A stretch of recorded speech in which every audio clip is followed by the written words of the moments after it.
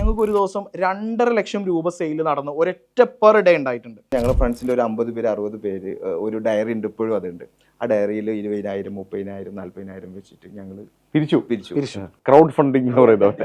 പക്ഷെ ഞങ്ങൾ എക്സ്പെക്ട് ചെയ്തതിനേക്കാൾ കൂടുതലായി. പെർ ഡേ അത് 15,000 സെയിലിലേക്ക്. 2000 മനസ്സിൽ 15,000 ആയി. അതെ, ഈ പറയുന്ന സുഡിയോയിൽ പോയി നോക്കും, അല്ലെങ്കിൽ മാക്സിൽ പോയി നോക്കും, ട്രെൻഡ്സിൽ പോയി നോക്കും. ഇവരെങ്ങനെയാണ് ഇതിന്റെ ബാർകോഡ് ചെയ്യുന്നത്? ഇവർ ഇത്രയും 100 സ്റ്റോറുകളെ എങ്ങനെയാണ് ഇത് റൺ ചെയ്യിക്കുന്നത്?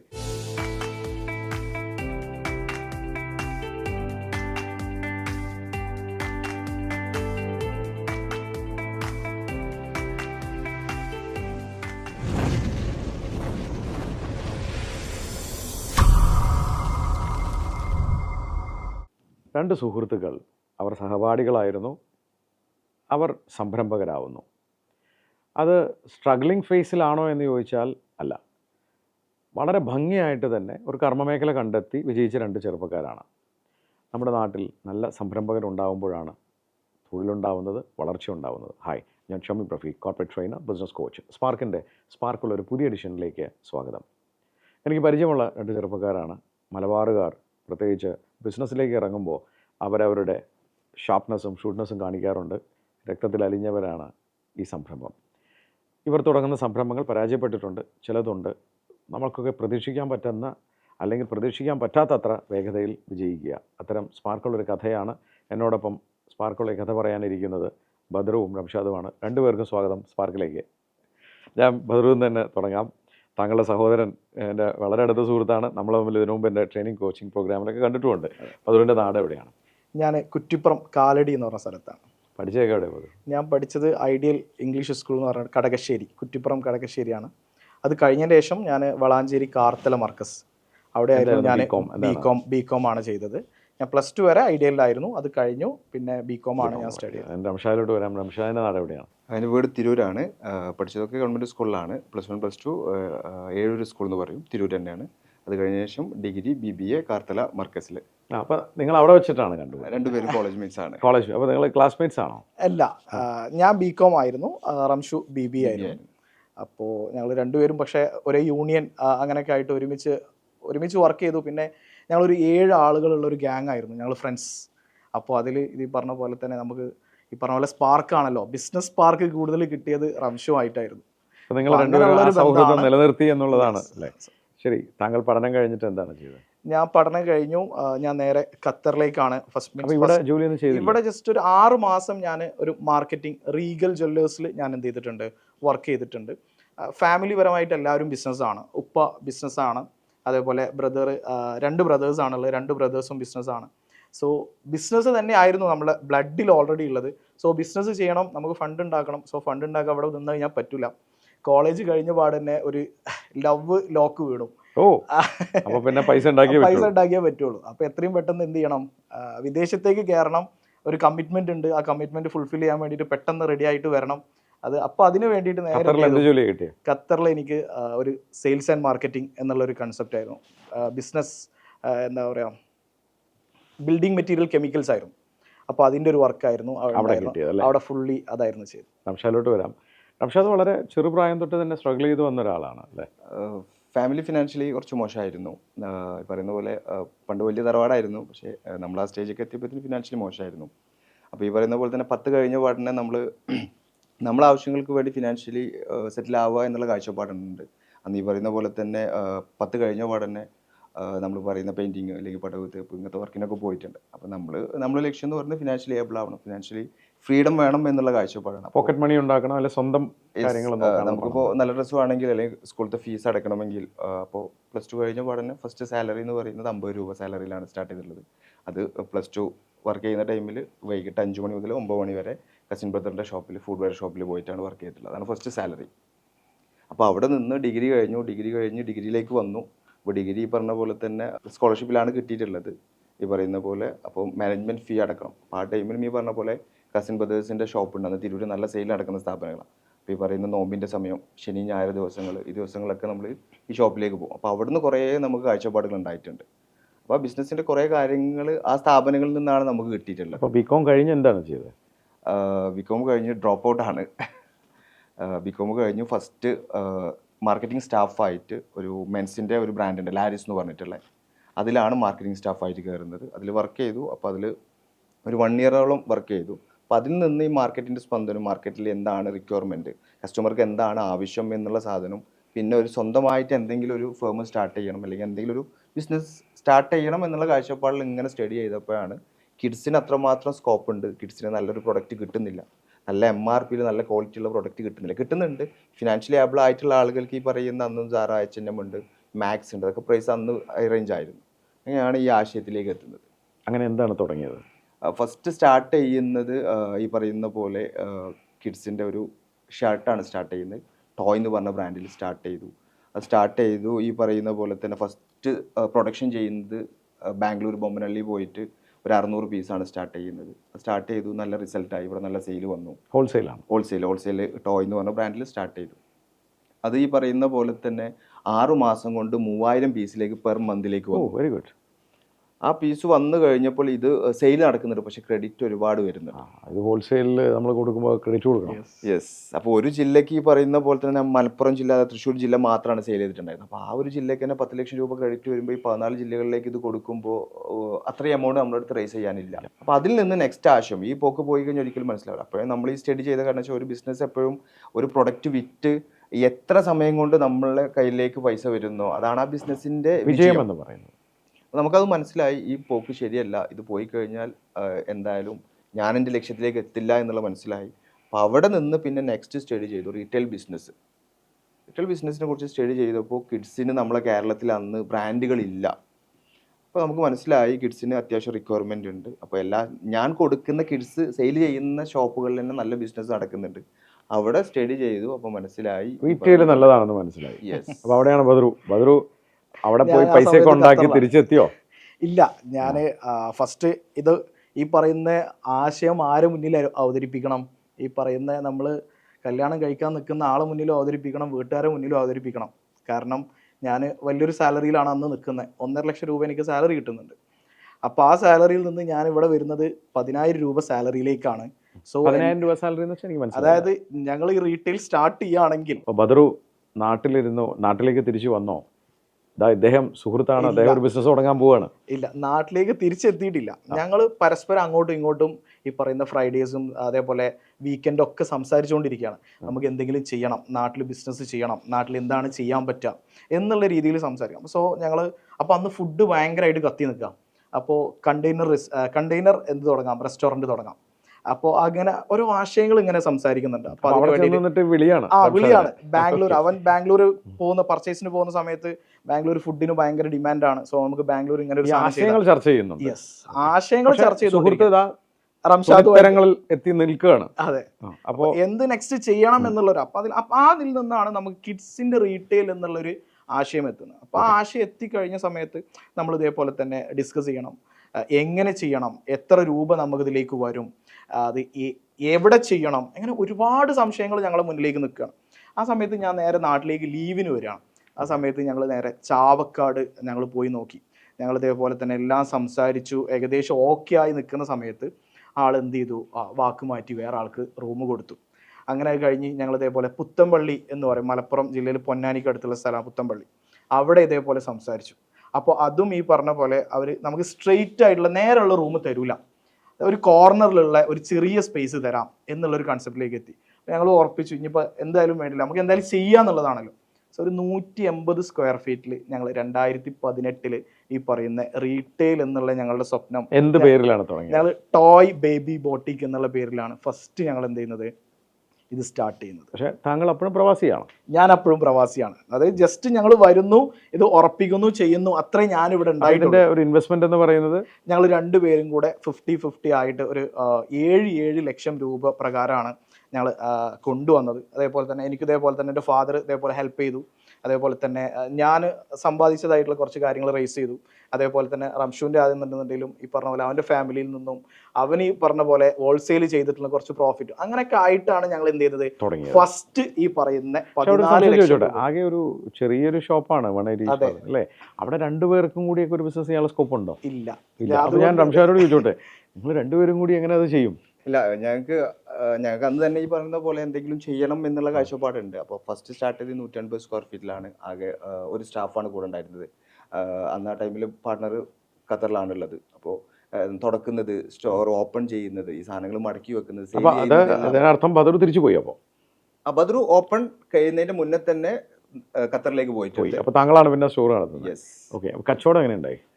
കച്ചവടത്തിന് പുറമെ ഇത് ഓപ്പൺ ആക്കാനെടുത്ത കുറേ സ്ട്രഗ്ലിങ്ങുകളുണ്ട്. പറയുന്ന പോലെ തന്നെ ആ ഷോപ്പ് കിട്ടി, ആ ഷോപ്പിന് വർക്ക് ഏൽപ്പിക്കുന്നത് ഭയങ്കര ബുദ്ധിമുട്ടുള്ള കാര്യമായിരുന്നു. അങ്ങനെ ഷോപ്പിൻ്റെ സ്റ്റാർട്ട് ചെയ്തു. നമ്മൾ ഫസ്റ്റ് ടൈമാണ് റിറ്റെയിലിൽ ഇരിക്കുന്നത്.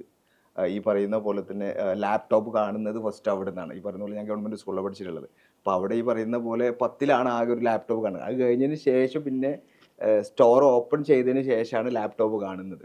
അങ്ങനെ സോഫ്റ്റ്വെയർ പഠിച്ചു. ഈ പറയുന്ന പോലെ ഫസ്റ്റ് സ്റ്റോർ ഓപ്പൺ ആയി. 150 സ്ക്വയർ ഫീറ്റ് ആണ്. ഞങ്ങൾ ഉദ്ദേശിച്ചത്, ഞങ്ങൾക്ക് അവിടെ ആ സ്റ്റോർ ക്ലോസ് ചെയ്യാതിരിക്കാൻ വേണ്ടി പെർ ഡേ 2000 രൂപയാണ് ബിസിനസ് ഞങ്ങൾ പ്ലാൻ ചെയ്തത്. Break even. യെസ്.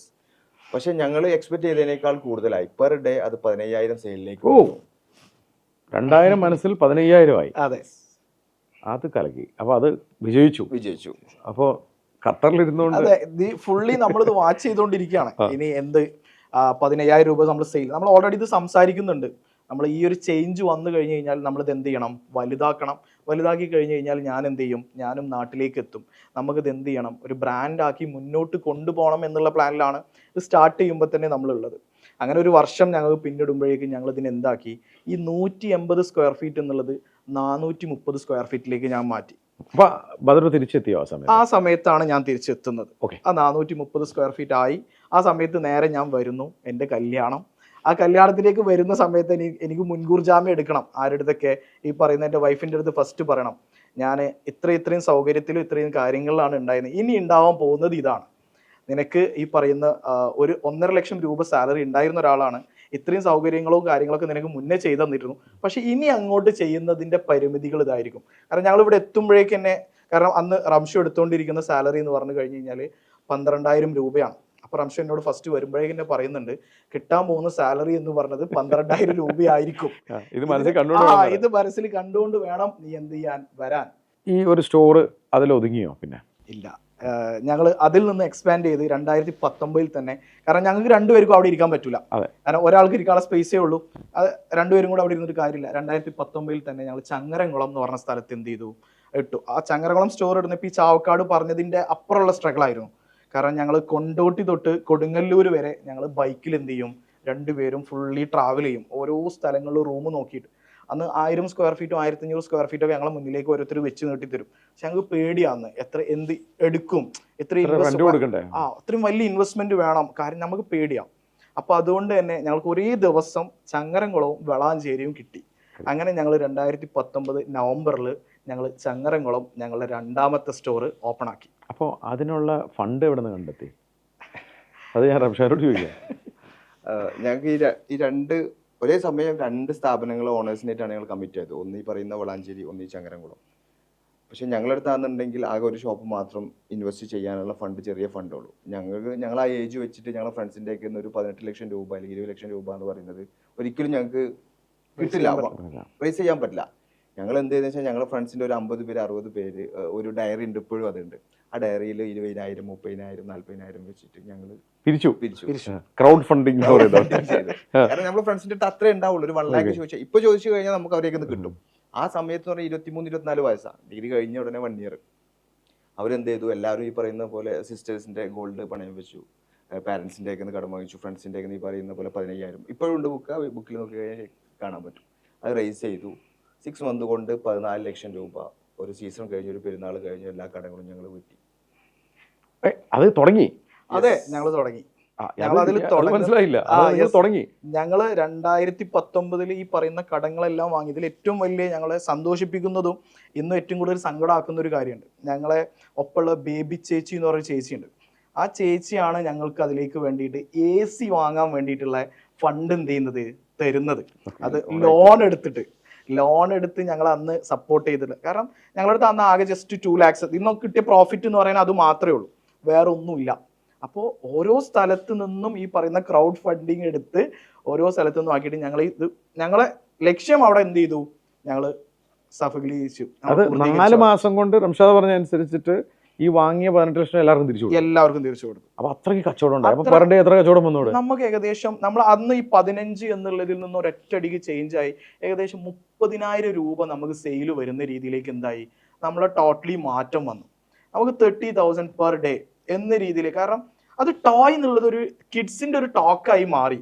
ഈ പറയുന്ന ചെറിയൊരു ഗ്രാമമാണെങ്കിൽ പോലും ചെറിയൊരു സ്ഥലമാണെങ്കിൽ പോലും ഒരു ടോക്കായി മാറി. നല്ല ക്വാളിറ്റി ഉള്ള സാധനം. യെസ്, അതായിരുന്നു മെയിൻ. ഞങ്ങൾ ഫസ്റ്റ് മുതലേ നോക്കിയിട്ടുള്ളത് എപ്പോഴും ആളുകൾ പറയുന്ന ഒരു കാര്യം എന്ന് പറഞ്ഞാൽ നല്ല ക്വാളിറ്റിയാണ്, അഫോർഡബിൾ പ്രൈസ് ആണ്.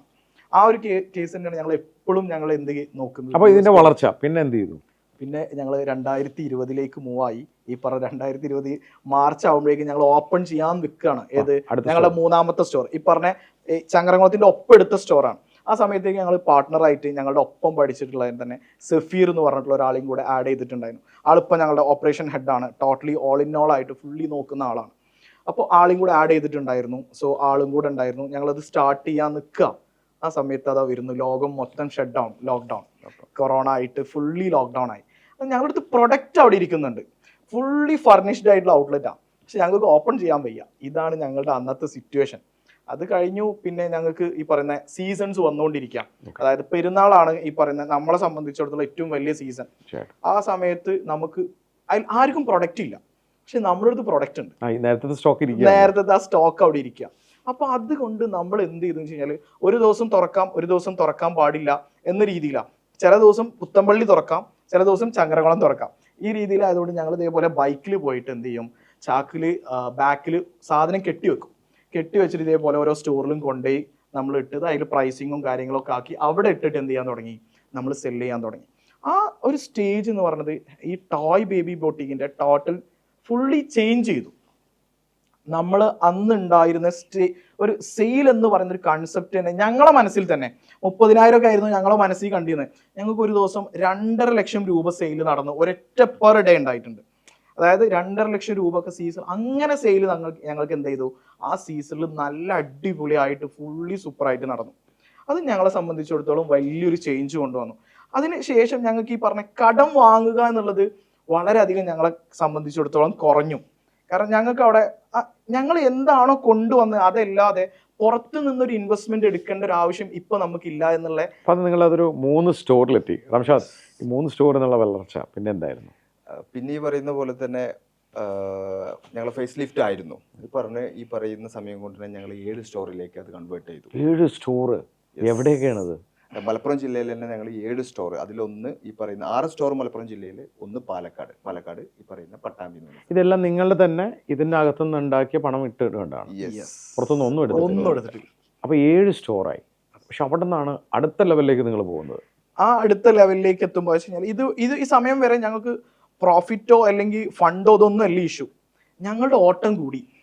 അതായത് ഞാൻ അതേപോലെ തന്നെ റംഷു, ഞങ്ങൾ ബൈക്കിൽ നിന്ന് കാറിലേക്കായി, കാറിൽ നിന്ന് പ്രൊഡക്റ്റുകൾ ബൈക്കിൽ കെട്ടിവെച്ച് ഞങ്ങൾ ബാക്കിൽ ഡിക്കിലിട്ടിട്ട് ഓരോ സ്റ്റോറിലേക്കും കൊണ്ടു കൊടുക്കുക എന്നുള്ളതായി. അപ്പോൾ ആ സ്റ്റേജിന് ഞങ്ങൾ അപ്പം തന്നെ ഒരു centralised space wear house കണ്ടെത്തിയിട്ടുണ്ടായിരുന്നു.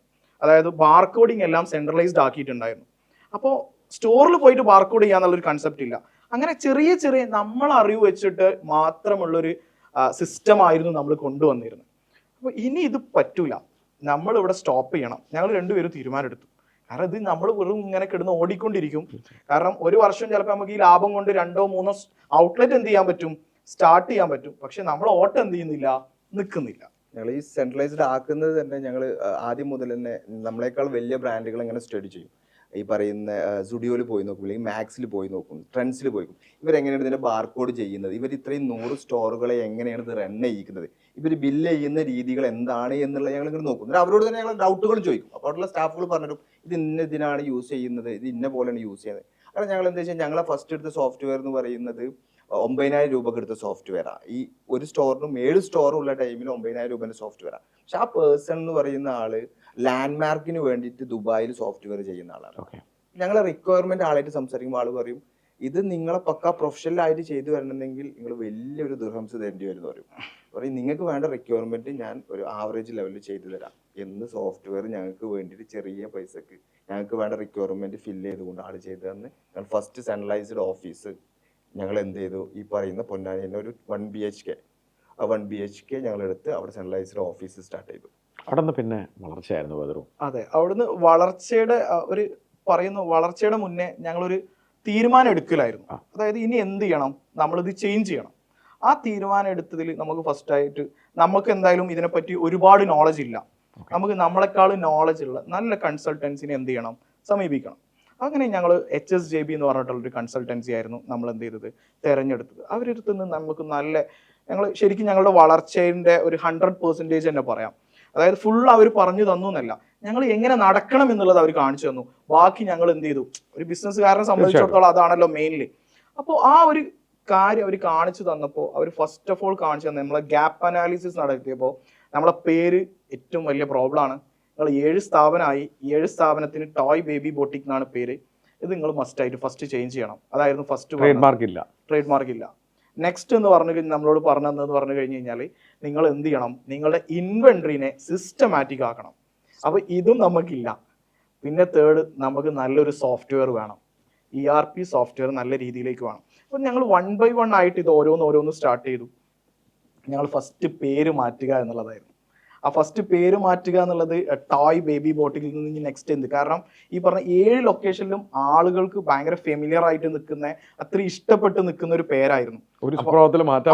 Yes, അത് മൈജി ഷാജിക്കോ മാറ്റിയ പോലെ ഒന്നും നമുക്ക് ചെയ്യാനും പറ്റില്ലല്ലോ. എന്ത് പേരായിട്ടോ നമ്മൾ ഹാപ്പ് ആൻഡ് ഹോപ്പ് എന്ന് പറയുന്ന ഒരു പേരാണ്. ഹോപ്പ്, അതെ, കുട്ടികളുടെ ഒരു ഹാപ്പിനെസ്, ഉദയം, അതേപോലെ തന്നെ ഒരു പ്രതീക്ഷ എന്നുള്ള ഒരു കൺസെപ്റ്റ് എവിടെയും പ്ലേസ് ചെയ്യാം എന്നുള്ള ഒരു കൺസെപ്റ്റിലായിരുന്നു നമ്മൾ ആ ഒരു സംഭവം എന്ത് ചെയ്ത്. അതിൽ തന്നെ നമുക്ക് ശരിക്കും ഒരു ദുഃഖം വരുന്ന സിറ്റുവേഷൻ ഒക്കെ ഉണ്ടായിട്ടുണ്ട്. കാരണം ടോയ് എന്നുള്ളതിൽ ഇപ്പോൾ ഫസ്റ്റ് പറഞ്ഞു വന്ന പോലെ തന്നെ റംഷു ആണ് സ്റ്റാർട്ട് ചെയ്യുന്നത്. സോ ടോയ് എന്നുള്ളത് റംഷു എടുത്തു, ഹാപ്പ് ആൻഡ് ഹോപ്പ് എന്നുള്ളത് നിങ്ങൾ തമ്മിൽ അടിച്ചു പിരിഞ്ഞോ എന്നൊക്കെ ചോദിച്ചു. കാരണം എന്നെ അതേപോലെ ഒരു ഷോപ്പിൽ കണ്ട സമയത്ത് നിങ്ങൾ തമ്മിൽ പിരിഞ്ഞൂലേ അപ്പൊ നമുക്കിത് ശരിക്കും ഭയങ്കര വേദന. കാരണം നമ്മളൊരു ഗ്രോയിങ് എന്നുള്ള ഒരു കൺസെപ്റ്റ് ചിന്തിക്കുമ്പോൾ നമ്മളെ സപ്പോർട്ട് എല്ലാവർക്കും മനസ്സിലാവണം എന്നില്ല, അതൊക്കെ സമൂഹം അങ്ങനെയാണ്. സോ അതൊരു തിരിച്ചു വരാം. അപ്പൊ അത് സിസ്റ്റമാറ്റിക് ആക്കി കമ്പനി. പിന്നീട് ക്ലീനിങ് പ്രോസസ് ആയിരുന്നു പറഞ്ഞ പോലെ, ക്ലെൻസ് ചെയ്തു, സിസ്റ്റമാറ്റിക് ആക്കി. പിന്നീട് എത്ര ഷോറൂമിലേക്ക് എത്തി? ഞങ്ങളത് സിസ്റ്റമാറ്റിക് ആക്കി ഒരു ഡിസംബർ, അതായത് 2024 ഡിസംബർ ആകുമ്പോഴേക്ക് ഞങ്ങളതിന് ഫുള്ളി ഒരു ഡിപ്പാർട്ട്മെന്റ് സെറ്റ് ചെയ്തു. ഇത് 4 ഡിപ്പാർട്ട്മെന്റ്സ് ആയിരുന്നു. First HR department, inventory department, accounts department, sales department, അങ്ങനെ 4 ഡിപ്പാർട്ട്മെന്റ് ഞങ്ങൾ സെറ്റ് ചെയ്തു. അത് കഴിഞ്ഞതിന് ശേഷം 2024 ഡിസംബർ തൊട്ട് 2025 ഡിസംബർ ആകുമ്പോഴേക്കും 5 ഔട്ട്ലെറ്റ്സ് ഞങ്ങൾ എന്ത് ചെയ്തു, സ്റ്റാർട്ട് ചെയ്തു. Fully franchise outlets. അപ്പോൾ ആദ്യം 7 ഔട്ട്ലെറ്റ് എടുക്കാൻ ഇത്ര വർഷങ്ങൾ എടുത്തെങ്കിൽ ഇത് ഒറ്റ വർഷം കൊണ്ട് അത് ഫ്രാഞ്ചൈസി ആണ്. Fully franchise outlet. എവിടെയൊക്കെയാണ്? നമ്മളത് തൊടുപുഴയുണ്ട്, തിരൂരുണ്ട്, മഞ്ചേരിയുണ്ട്, എടക്കരയുണ്ട്, മുക്കുണ്ട്. ഇപ്പോൾ ഞങ്ങൾ ലാസ്റ്റ് വീണ്ടും ഒരു ഔട്ട്ലെറ്റ് സ്റ്റാർട്ട് ചെയ്തു, പേരാമ്പ്ര. അങ്ങനെ ടോട്ടലി ഇപ്പോൾ 6 ഫ്രാഞ്ചൈസി ഔട്ട്ലെറ്റ്സ് ആയി. ഇപ്പോൾ കറന്റ് 13 ഔട്ട്ലെറ്റ്സ് ഉണ്ട്. ഇന്നിപ്പോൾ കറന്റ് നമുക്ക് ടോട്ടൽ 110 സ്റ്റാഫുകളുണ്ട്. ബാക്ക് ആൻഡ് ടീമിൽ ഈ പറയുന്ന ഞാനും റംഷും അതേപോലെ ഒരാളുണ്ടായിരുന്നിടത്ത് ഇന്ന് 33 സ്റ്റാഫ് എന്ത് ചെയ്യുന്നുണ്ട് ഈ ബാക്ക് ആൻഡ് ടീമിൽ നമുക്ക് വേണ്ടിയിട്ട് വർക്ക് ചെയ്യുന്നു. ടോട്ടൽ എത്ര എംപ്ലോയീസ് ഉണ്ട്? ടോട്ടൽ 110 സ്റ്റാഫുകളുണ്ട്. 110 സ്റ്റാഫ് ഉണ്ട്. നമുക്ക് ഈ കാലയളവിൽ നമുക്ക് എന്ത് ടേൺ ഓവർ ആയി? നമുക്ക് മോർ ദാൻ 18 CR മുകളിൽ നമുക്ക് എന്തായി ടേൺ ഓവർ ആയി. അപ്പോൾ ഇത് വളരെ ചെറിയ രീതിയിൽ തുടങ്ങി നിങ്ങൾ 18 കോടിയിലേക്ക് എത്തുന്ന പറഞ്ഞാൽ വളരെ ഇൻട്രസ്റ്റിംഗ് ആയിട്ടുള്ള ഒരു സ്റ്റോറിയാണ്.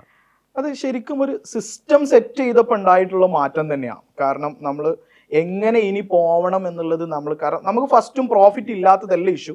പക്ഷേ ഞങ്ങൾ ഫ്രീ ആയി, ഞങ്ങൾക്ക് ഒന്നും കൂടെ ഞങ്ങൾ ഗ്രോ ഫാസ്റ്റ് ആക്കാൻ പറ്റി. അതായത് ഞങ്ങൾ ഫ്രീ ആയപ്പോൾ ഞങ്ങൾക്ക് പ്രൊഡക്ഷനിലേക്ക് കോൺസെൻട്രേറ്റ് ചെയ്യാൻ പറ്റി. ഫുള്ളി പ്രൊഡക്ഷൻ ചെയ്യുന്നതെന്ന് പറഞ്ഞു കഴിഞ്ഞ് കഴിഞ്ഞാൽ ടോട്ടലി കാര്യങ്ങൾ നോക്കുന്നത് റംഷു ആണ്. അത് ഞാൻ ചോദിക്കാൻ പോകുന്നത്, റംഷു ഏതൊക്കെയാണ് നോക്കുന്നത്?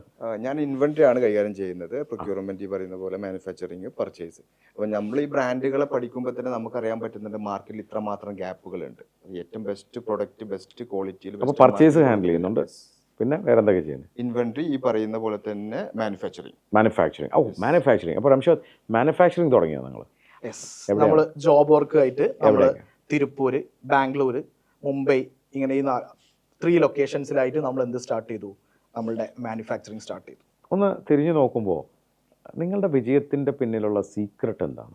ഞങ്ങളുടെ വിജയത്തിൻ്റെ പിന്നിൽ ഞങ്ങൾ പരസ്പരം അങ്ങോട്ടും ഇങ്ങോട്ടും സംസാരിച്ചിട്ടില്ലെങ്കിൽ ഇപ്പം ഈ ഒരു വേദിയിൽ പറയാം, ഞങ്ങളുടെ ഒരു ഫ്രണ്ട്ഷിപ്പ് ഭയങ്കര ഭാഗം തന്നെയാണ് അതിന്. പിന്നെ മ്യൂച്വൽ റെസ്പെക്റ്റ്, അതും ഈ പറയുന്ന ഭയങ്കര ഒരു തന്നെയാണ്.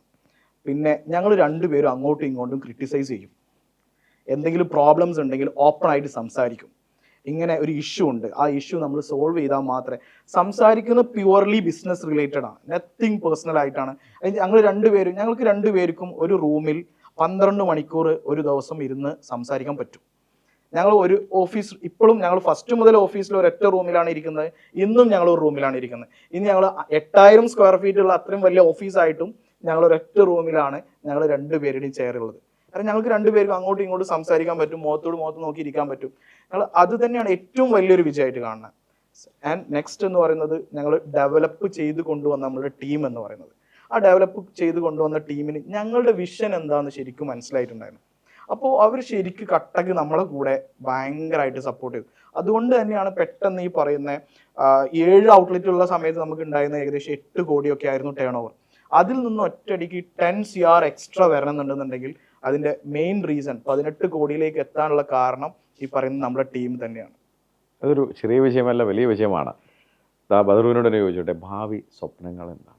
ഞങ്ങൾ ഭാവി സ്വപ്നം എന്ന് പറയുന്നത് 2030 ആകുമ്പോഴേക്ക് ഞങ്ങൾക്ക് 50 ഔട്ട്ലെറ്റ് ആവണം. ആ 50 ഔട്ട്ലെറ്റ് ഏറ്റവും മിനിമം നമുക്ക് 100 CR നമ്മൾ ടേൺ ഓവർ എത്തിക്കണം. നമ്മുടെ വാല്യുവേഷൻ നമുക്ക് ടോട്ടലി ചേഞ്ച് ചെയ്യണം. നമുക്ക് IPOയിലേക്ക് നമുക്ക് മൂവ് ചെയ്യണം. ഇതാണ് നമ്മളുടെ ഒരു ലക്ഷ്യം. ഞങ്ങൾ ശരിക്കും പൈപ്പ് ലൈൻ സെറ്റ് ചെയ്തിട്ടുണ്ട്. നമ്മൾ ഗ്ലോബലി എക്സ്പാൻഡ് എങ്ങനെ ചെയ്യണം, അതായത് ഇനി ഈ പറയുന്ന ഒരു വർഷം തന്നെ നമ്മൾക്ക് 8 ഔട്ട്ലെറ്റ് എന്ത് ചെയ്യാനുണ്ട്, ഓപ്പൺ ആക്കണം. അതിൽ ഒരു ഔട്ട്ലെറ്റ് നമ്മൾ ഓപ്പൺ ചെയ്തു. ഇനി ഈ പറയുന്ന മെയ് ആകുമ്പോഴേക്ക് 2 ഔട്ട്ലെറ്റ്സ് നമ്മൾ ഓപ്പൺ ആവും. 1 by 1 ആയിട്ട് ഞങ്ങൾ ഫുള്ളി പ്ലാൻഡ് ആണ്. ശരിക്കും പറഞ്ഞാൽ നമ്മളൊരു വിഷൻ സെറ്റ് ചെയ്തു. ഞാൻ സാറൊരു സെഷൻ അറ്റൻഡ് ചെയ്തപ്പോഴും അതിലും എന്താണ് വിഷൻ സെറ്റിംഗ് തന്നെയായിരുന്നു. അതിലും ശരിക്കും നമ്മളെ ഹെൽപ്പ് ചെയ്തിട്ടുണ്ട്. വിഷൻ എന്താണെന്നുള്ളതും അതൊരു ഗോളായിട്ട് എങ്ങനെ കൊണ്ടുപോകണം എന്നുള്ളതും കാര്യങ്ങൾ ഭയങ്കരമായിട്ട് ഹെൽപ്പ് ചെയ്തുള്ള ഒരു കാര്യമായിരുന്നു. അപ്പോൾ വലിയ സ്വപ്നങ്ങളുമായി നിങ്ങൾ മാർക്കസ് കോളേജിൽ ഒരുമിച്ചിരുന്ന് കണ്ട ഒരു സ്വപ്നം അതൊരു വലിയ ബ്രാൻഡായി. ആപ്പ് ആൻഡ് ഹോപ്പ് ഇനി ഇൻ്റർനാഷണൽ ബ്രാൻഡാവാൻ പോവുകയാണ്, IPOയ്ക്ക് പോകാൻ പോവുകയാണ് അല്ലേ? അപ്പോൾ ഉയരങ്ങളിലെത്തുമെന്നുള്ള അതിൻ്റെ ചങ്കായി നിങ്ങൾ രണ്ടുപേരും സൗഹൃദമുണ്ട്. അതിനോടൊപ്പം ചങ്ക് പോലെ കൂടെ നിൽക്കാൻ 110 പേരുമുണ്ട്. നിങ്ങൾ കേട്ടു, 2 സുഹൃത്തുക്കൾ.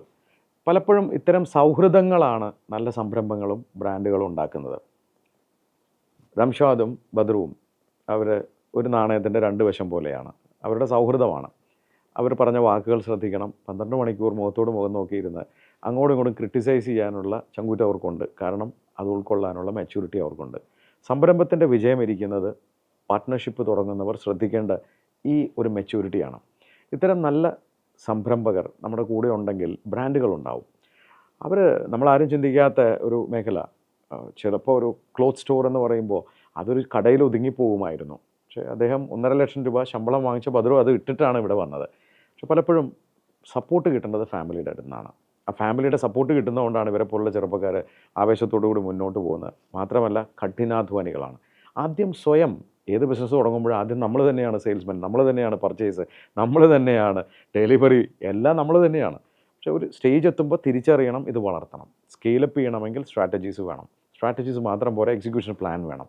സിസ്റ്റവും പ്രോസസ്സും SOP ഉണ്ടാക്കണം. അത് കൃത്യമായി പ്ലാനിങ് ചെയ്ത് IPOയിലേക്കാണ്. അപ്പോൾ ചെറിയ സ്വപ്നങ്ങളല്ല, ഒരു വലിയ സ്വപ്നങ്ങളാണ് കാണുന്നത്. അടുത്ത കുറച്ച് വർഷങ്ങൾക്കുള്ളിൽ തന്നെ 100ഓളം സ്റ്റോറുകളും, ഇത് വലിയ സ്വപ്നങ്ങളുമായിട്ട് അവർ മുന്നേറുകയാണ്. ഇത് കേൾക്കുമ്പോൾ ആർക്കും മനസ്സിലാവും അവരുടെ ആവേശം ഇത് വിജയിക്കും, വളരും എന്നുള്ള കാര്യം. അപ്പോൾ അതൊരു റംഷാദ് വളരെ ഇൻസ്പയറിംഗ് ആയിട്ടുള്ള സ്റ്റോറിയാണ്. നിങ്ങൾ കണ്ട ഒരു സ്വപ്നം ഇവിടെ വരെ എത്തിച്ചു നിങ്ങളെ എന്നുള്ളത് വലിയ കാര്യമാണ്. ഇനി ഉയരങ്ങളിലേക്ക് എത്തും എന്നുള്ള കാര്യം എനിക്ക് ഉറപ്പാണ്. നിങ്ങളുടെ ആ സ്പാർക്ക് നിങ്ങളുടെ കണ്ണുകളിലുണ്ട്, നിങ്ങളുടെ വാചകങ്ങളിലുണ്ട്. അത് ഉയരങ്ങളിലെത്തട്ടെ എന്ന് വ്യക്തിപരമായ എൻ്റെ പേരിലും സ്പാർക്കിൻ്റെ എല്ലാ നല്ല പ്രേക്ഷകരുടെ പേരിലും എല്ലാ ആശംസകളും. Thank you sir.